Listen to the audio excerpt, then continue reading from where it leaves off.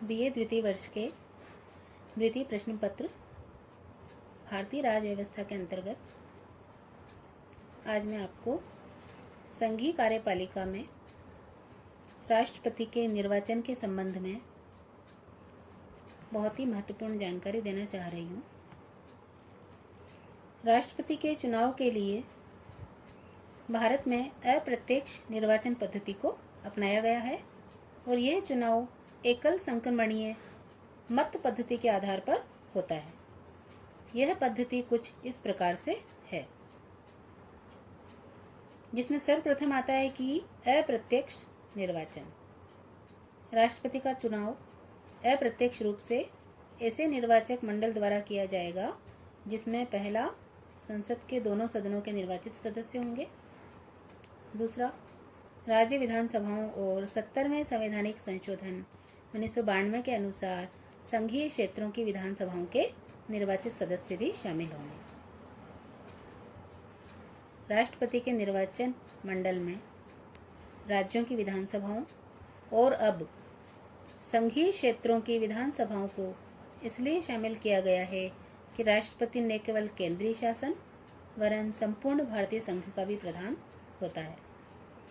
संविधान सभा में पंडित जवाहरलाल नेहरू ने भी कहा था कि राष्ट्रपति के निर्वाचक मंडल में संघीय संसद के साथ साथ राज्यों के विधान मंडल के सदस्यों को सम्मिलित करके इस बात का प्रयत्न किया गया है कि राष्ट्रपति का निर्वाचन दलीय आधार पर न हो और संघ के इस सर्वोच्च पद को वास्तविक रूप में राष्ट्रीय पद का रूप प्राप्त हो सके।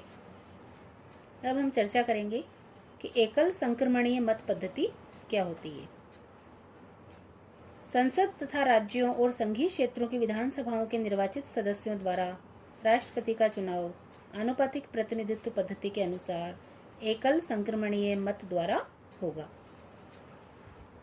इस चुनाव में मतदान गुप्त मतपत्र द्वारा होगा और चुनाव में सफलता प्राप्त करने के लिए उम्मीदवार के लिए न्यूनतम कोटा प्राप्त करना आवश्यक होगा।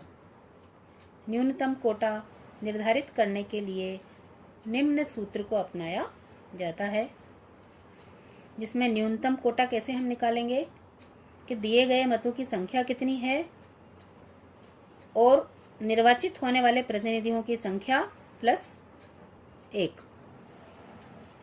न्यूनतम कोटा की व्यवस्था इसीलिए की गई है ताकि स्पष्ट बहुमत प्राप्त होने पर ही एक व्यक्ति को राष्ट्रपति का पद प्राप्त हो सके। इस व्यवस्था से ही वह पद के अनुकूल सम्मान का पात्र हो सकता है।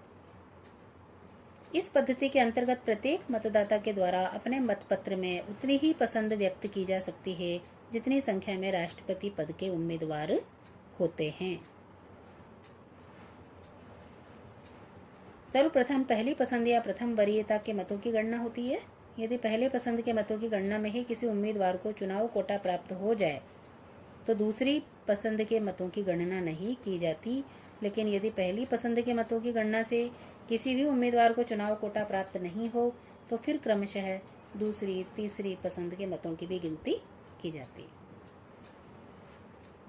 अब अगला बिंदु आता है कि जनप्रतिनिधित्व के आधार पर मतदाता के मत का मूल्य निर्धारण या मतों की संख्या किस प्रकार से निकाली जाती है।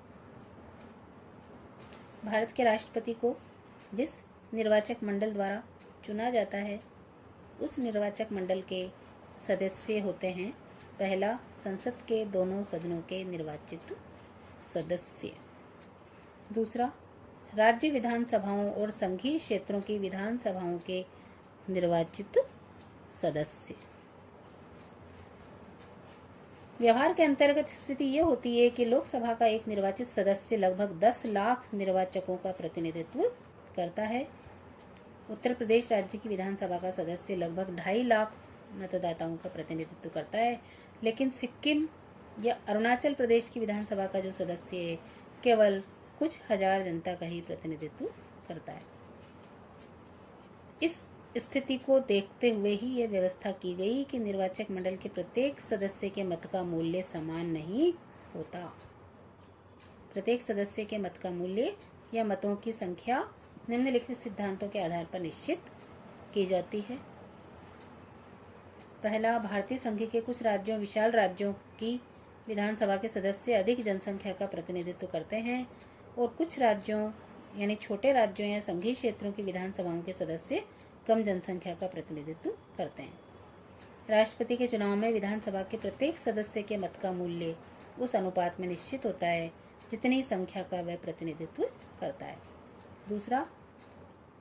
दूसरा सिद्धांत यह अपनाया गया है कि राष्ट्रपति के चुनाव में केंद्र तथा राज्यों का बराबर का हिस्सा होना चाहिए, इसलिए समस्त राज्यों की विधानसभाओं के समस्त सदस्यों के जितने मत हों उतने ही मत संसद सदस्यों द्वारा दिए जाने चाहिए।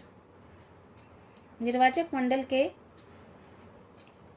प्रत्येक सदस्य के मत का मूल्य या मतों की संख्या निश्चित करने के कुछ सूत्र या फार्मूले भी हैं, वो हम अगले अध्याय में पढ़ेंगे। धन्यवाद।